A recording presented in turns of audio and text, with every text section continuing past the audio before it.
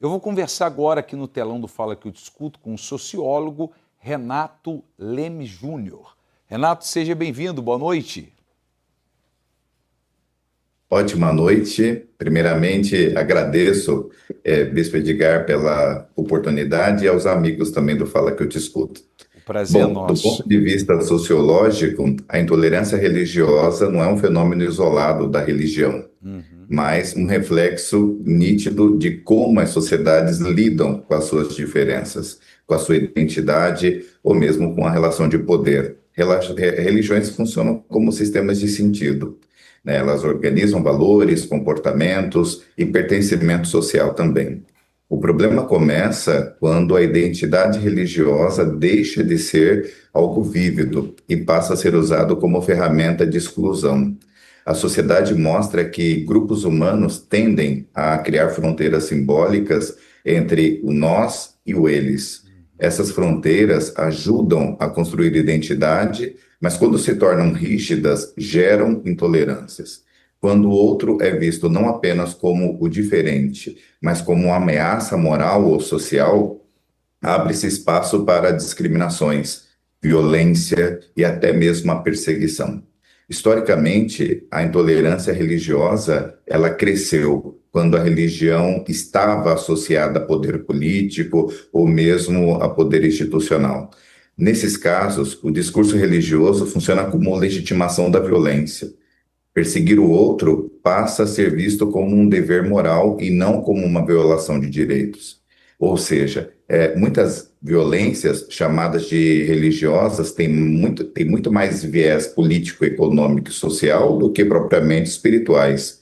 Do ponto de vista sociológico, o fanatismo religioso, ele costuma estar ligado a contextos de insegurança social, crise de identidade e até mesmo aquela sensação de perda de controle. Quando indivíduos ou grupos sentem-se ameaçados, eles tendem a radicalizar crenças como forma até de reafirmação simbólica. Intolerância nesse sentido é menos sinal de fé forte e mais sinal de medo social. As sociedades plurais e democráticas, a liberdade religiosa não significa concordância, mas coexistência.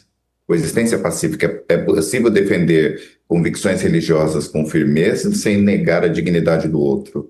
A intolerância, ela começa quando a diferença, ela deixa de ser vista como parte dessa diversidade social e passa a ser tratada como algo que precisa ser eliminado e combatido. Então, em resumo, a intolerância religiosa, ela não nasce da diversidade, mas da incapacidade social de conviver com a diversidade. Ela não é um problema exclusivo da religião, a gente sabe disso, mas da forma como grupos humanos lidam com o poder, medo e a própria identidade. Então, sociedades maduras não eliminam diferenças religiosas, ela criam mecanismos para que essas diferenças coexistam sem se transformar aí em algo de violência. É um ponto que eu penso que deve ser defendido, porque a intolerância, ela nasce muitas vezes do desconhecimento, quando pessoas não compreendem o contexto histórico, cultural e humano das ideias, principalmente das religiosas, elas passam a defender interpretações rasas como verdades absolutas.